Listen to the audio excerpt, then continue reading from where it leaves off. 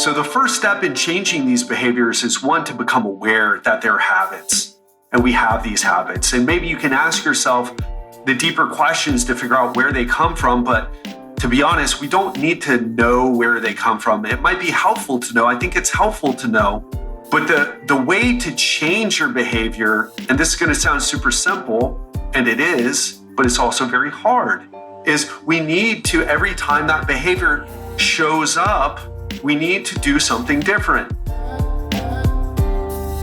Welcome to the Legendary Life Podcast, where it's all about taking control of your health, losing fat, transforming your body, and living the life you deserve with celebrity fitness trainer and longevity enthusiast, Ted Rice. Now, back to the show. Why is it so hard to break bad habits? Have you ever asked yourself that? When you're trying to change, you're trying to get yourself to do something, and then the stress comes back on and you just fall back into old behaviors. Why is it so hard to break these bad habits? That is what we're going to talk about today. Welcome back to the show. I'm your host, Ted Rice, coach to business owners and busy professionals. And part of what I do is help people break these bad habits. And I have a history of having many bad habits. Now, you may see me on social media or hear me on this podcast and say, wow, man, that guy really must have his life together. Well, that's I have my life more together than I ever have, but I still struggle with some of these habits. And today I want to share with you some stories that will help you understand your bad habits better, why you have them, why they're so hard to break, and more importantly, what you can do about it. So here's what I want to share with you first. I had this really bad habit in my 20s of coming home and smoking marijuana. Now, in my 20s, in case you haven't heard this story, I was a personal trainer in Miami Beach. I worked with a lot of celebrities. I worked with Robert Downey Jr., Ricky Martin, got to train Richard Branson one day, and a bunch of other celebrities. Bunch of very successful entrepreneurs as well. Guys who have Ferrari collections, multi-million-dollar mansions, high net worth people. But the reality is, I was stuck in a lot of bad habits and I didn't have awareness about it.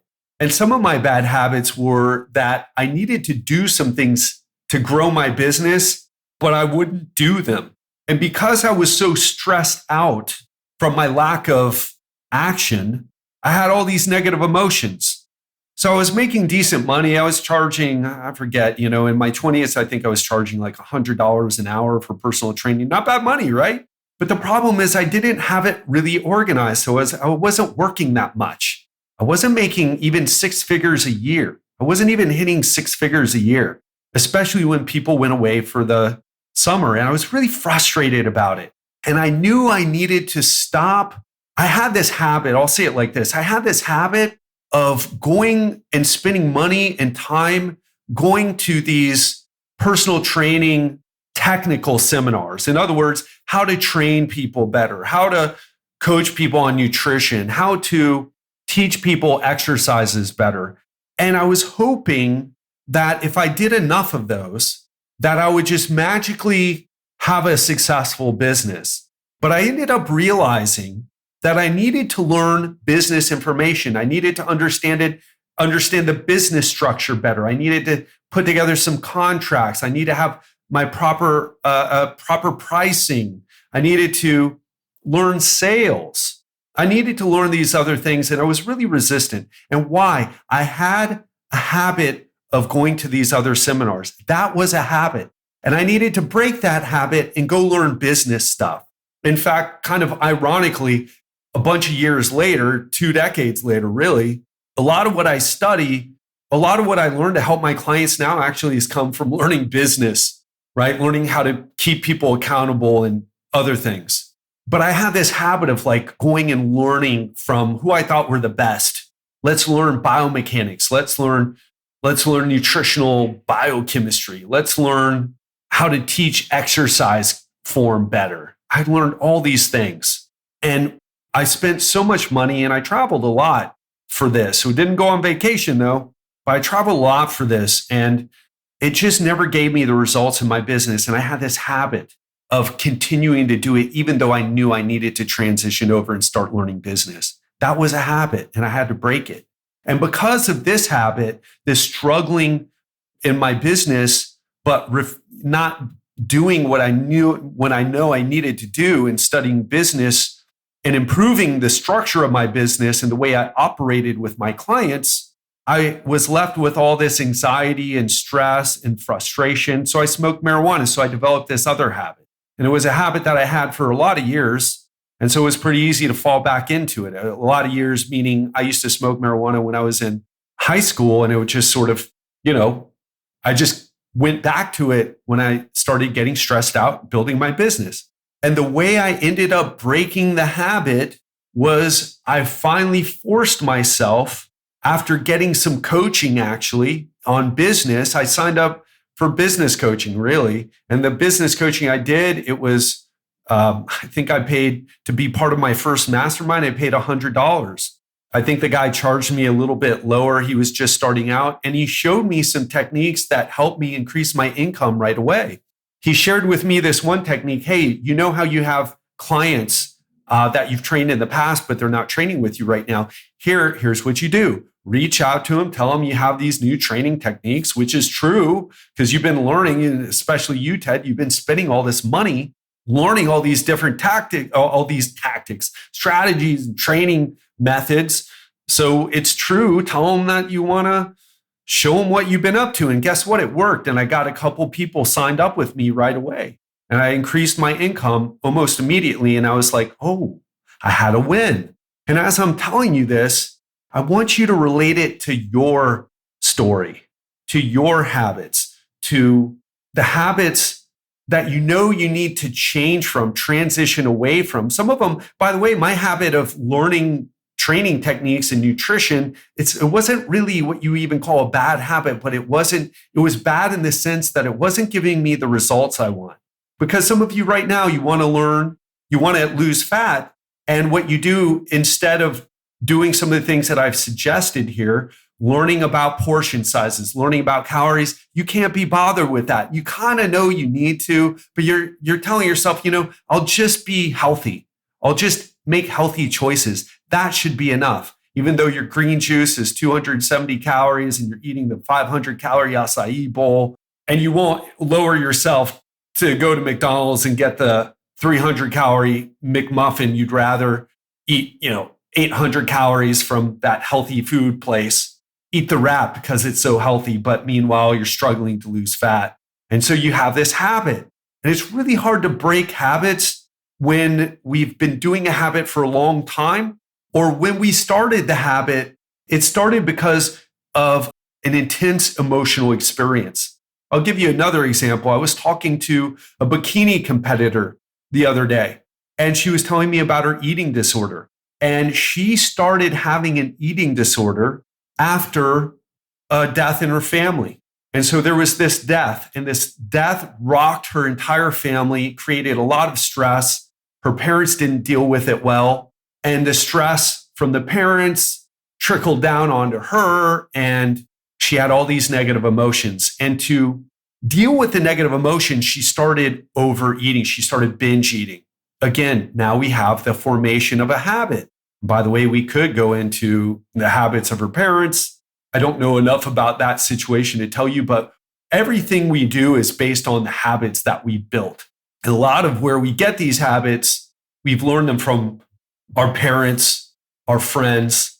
So back to her story, she started this habit of binge eating, but she felt really bad from the binge eating, so she'd throw up afterwards. She'd make her go to the bathroom and make herself throw up. And so do you see how the stress in her life led to this negative habit of binge eating, which led to another habit of throwing up afterwards? And that lasted for a while. And she told me the way she broke it was she found purpose in these bikini competitions. She got into the gym because even though she was skinny before, she wasn't healthy, because obviously eating food and throwing up, that's extremely emotionally unhealthy, even if someone's thin. And she broke it by finding purpose, by forcing herself to find something different. It's not easy to break these habits, folks, especially the more extreme conditions there were in your life when the habit started, or the longer you've been doing it, the harder it is to break. But she broke it. She doesn't do that anymore. So we can break our habits. But one thing I want to tell you before I tell you some more stories here is habits. What are habits? They're neural connections in our brain. I'm going to say that again. Habits are neural connections in our brain. They're connections between neurons.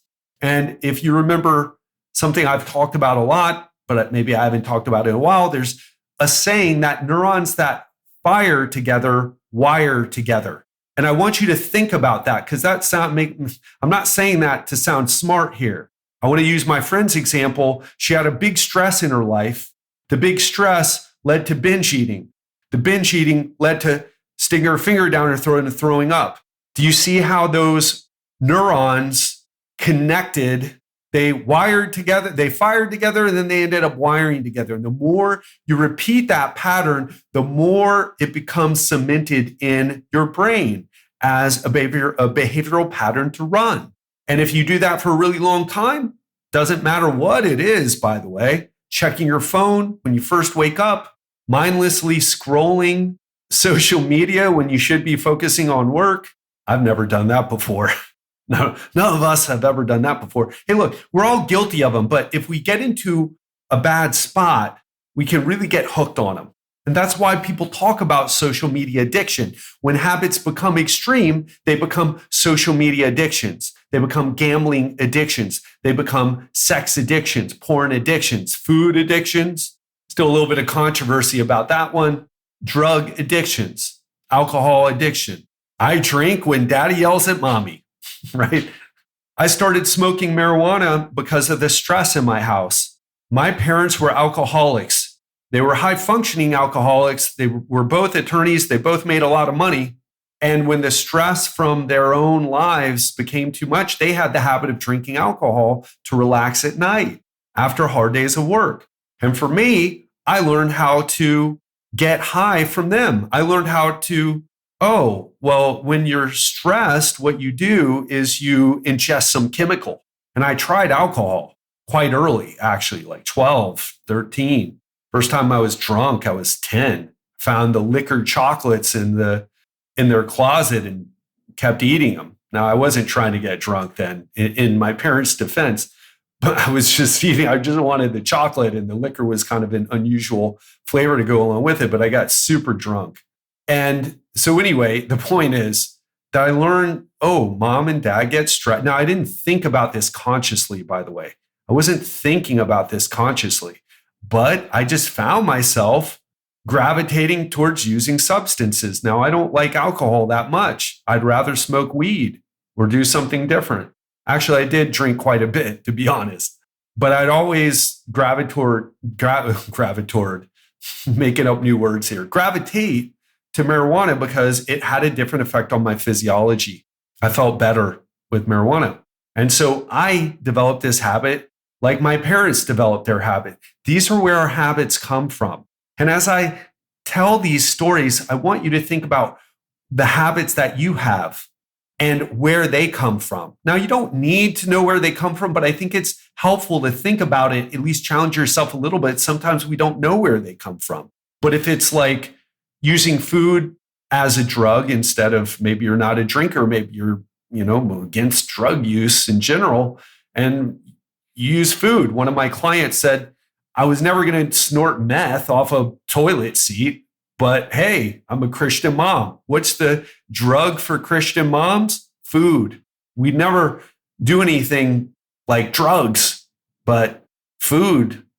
And people support you. People don't look at you strange when you're obese. I mean, they might look at you, but it's socially acceptable behavior to eat a lot and to be overweight. In the United States, 70% of people are obese or overweight. I don't want to say it's socially acceptable in the sense that, I almost, like people are trying to say now, hey, being fat is beautiful. Being fat is healthy. You're even starting to see that now. So again, I tell you these things because I want you to think about your situation. I want to tell you one more. I want to share with you about a client that I'm working with recently. He wanted to quit coaching. And he came to the call the other day. He's like, listen, I've been at this for almost 6 months now. I've lost some weight here and I'm feeling good, but I'm feeling very frustrated right now and I want to give up. And I'm not, and he's a smart guy. He said, look, I'm not convinced that giving up is the right option here, but it's how I'm feeling. And I said, great. Thank you for being honest. Now we can talk about this. And as we began to talk, it began to become clear that the reason that he wants to quit is because he has a habit of quitting in what is comfortable, doing your habits, even if your habits are uncomfortable. See, people get confused about this. They're like, no, I'm not comfortable, Ted. I'm not comfortable. Well, it's like, do you think I was comfortable getting high all the time after work? It wasn't that comfortable. I used to love the way marijuana made me feel, but after a while, it had like a 50% good, 50% kind of raised my heart rate and got me a little bit anxious, and it was hard to focus. So it wasn't like, oh my God, I'm in heaven right now. It's like, oh, I'm stoned and I kind of feel good, but oh gosh, I kind of feel bad too, especially smoking. Smoking is oxidative stress. It's not good for you, even if it's marijuana. So I didn't feel that good. I feel better now that I'm not high all the time. But it felt more emotionally comfortable to run the same habit instead of to change the habit, especially because I started smoking marijuana when I was young, when the stress was on, when the pressure was on in my life. And so this client, it's more comfortable for him to go really extreme because he had a history of doing triathlons, working really hard, doing strict diets. And then after a year or 2 or 3 of that, he would gain all the weight that he lost back. This guy's been 10% body fat doing those things. So for him, part of his habit is he yo-yos through these extremes. Yo-yo dieting is a habit, my friends. The restrict binge cycle, it's a habit. So let's talk a little bit about how to break habits. Oof, this can be hard. Well, how did I break the habit of smoking marijuana? Well, I found purpose in my business. Actually, I went back to school. I did a lot of things. We need to push ourselves through. I'll just say it like this. We need to push ourselves through the discomfort, because when we try to change a habit, it's really uncomfortable. I mean, think about when you want to check your phone and you keep checking your phone, and then you're like, man, I'm checking my phone all the time. I got to stop. But you're just like, you just got to check your email or scroll on social media. It feels bad, like an itch. So one of the things is you got to bring down the stress in your life. That's one thing I've learned. I get 2 90-minute massages weekly in general. Miami, it's a little bit more expensive, so I'll go with 1 massage a week, but I get massages every week. I just came from the pool right now. I'll say it like this. I don't view relaxation as the opposite of work. I realize that it's part of my work, especially when you work with people like I do. I can't show up and do a crappy job. I need to be in peak state. So I don't have a choice but to make recovery part of my job. Now, some people, they don't deal with people the way I deal with people. Like, I have to come here and make a good podcast. If I don't record, if I don't show up on this podcast and really give you all I got, you're not going to come back and listen. You're going to say, this guy doesn't have it. I mean, I can hear he sounds like he's a little bit smart. He's got some experience, but I'm just really not feeling his energy. I need to come every single time. I don't have, and the same thing goes with it's even more important for my coaching clients. They pay me money to show up and have the energy to solve their problems. I bring the energy, I bring the solutions. So I can't afford not to have recovery as part of my work. And I want you to think about yourself and your stress. Maybe your habits are how you deal with stress. Maybe your habit is, instead of taking a break when you're starting to reach that burnout point, you go all the way to the point where you're just completely fried before you take a break. Part of the thing too is, like, some of us, we have a habit of quitting instead of taking a break. We don't realize that there's something in between quitting and going forward. It's called taking a break, And if you take breaks, you can keep going. Are you starting to see how this relates to your life and your behavior and your success? And it's not just with health, it's with your wealth, it's with your relationships. I had a conversation with someone who told me that, they grew up very poor and now they're making good money. They're running a successful business. And he felt the need to go and spend money. After he would be working a lot, he felt the need to go and spend money. And what he would do, he would buy a bunch of food. And he was telling me the story. Then he then realized, hey, listen, I don't need to buy food. I can buy something different. But he needed to spend money. It was him. He needed something deep inside of him needed to flex his financial muscle a little bit. But then and you know what? That's okay, right? We all have like those things, those behaviors that are a little bit quirky. For me, that's quirky. I don't have that sort of thing. I grew up in upper middle class. But for him, but then he wasn't smoking weed all the time. And he's quite sharp guy, actually. And so he had this thing where he realized, oh, I have this habit of needing to spend money. And then what do I spend the money on? I spend it on food.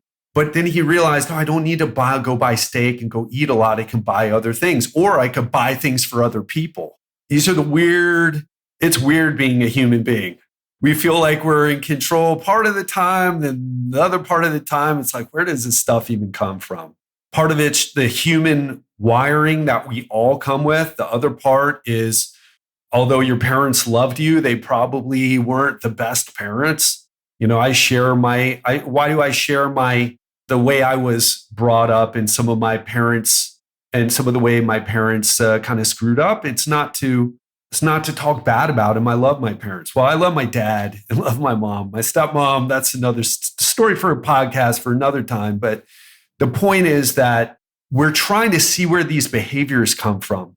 And they come from early childhood experiences or traumatic experiences that we went through that maybe don't have to deal with our parents in some respects. But that's where they start. But changing them, we got to go through the uncomfortable.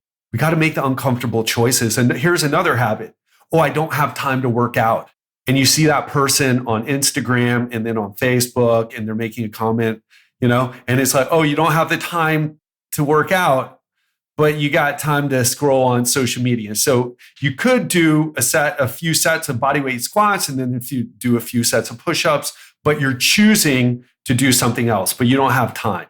So the first step in changing these behaviors is, one, to become aware that they're habits and we have these habits. And maybe you can ask yourself the deeper questions to figure out where they come from. But to be honest, we don't need to know where they come from. It might be helpful to know. I think it's helpful to know.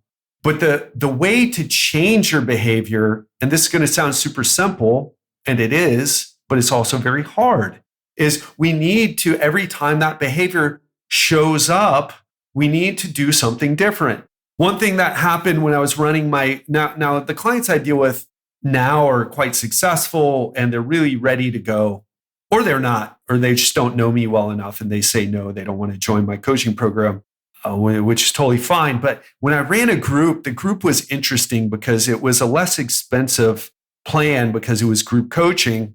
And those people, whoa, they had investing in themselves financially was a big deal for these people. There was a lot of heaviness with the group, not with every person, but I remember having a conversation, a breakthrough call with someone who had gone through my 7-day challenge that I used to run back on Facebook, where people would lose 1 to 5 pounds in a week. It was really great, but don't have the time to run it anymore with what we do now. Anyway, she hopped on a call with me and she was so anxious and nervous. And I was just like, you've been listening to the podcast for a year. We're talking right now. Why are you so nervous? What don't you trust about this? And she's like, I don't know. I do trust you. I do believe you. I do trust you. I've been listening to you for a year. And she ended up signing up. And then right after we signed up, I was like, listen, what do you think that was? How do you feel now? I feel so relieved that I signed up with you. I said, what do you think that was? It was like, well, I just, I've never done this before. So she had a habit of not investing in herself. Sometimes the habits are to avoid doing things. Sometimes we can have a habit of avoiding things. So the way to break habits is you've got to work through the discomfort and you got to push forward and change your behavior in those moments when it really counts. If you have for example, in my relationship, in my ex-marriage, in my marriage with my ex-wife, we blew up at each other. Terrible habit. And so part of what I had to do there is when it got into a fight, I needed to walk away. I needed to control myself and walk away because guess what? Walking away was really hard to do, extremely hard to do. I wanted to stay in it. I wanted to talk through it. I wanted to yell at her, and not because I was angry, not because I wanted to hurt her or whatever, or to over yell or win by yelling. I really wanted it to resolve. I really wanted the situation to resolve and wanted to resolve peacefully. But we kept getting into these yelling exchanges and it never did resolve peacefully. So the thing that I needed to do was walk away, or her to walk away. And eventually we had to walk away from our relationship. And we had a habit, and this is another great example, I think.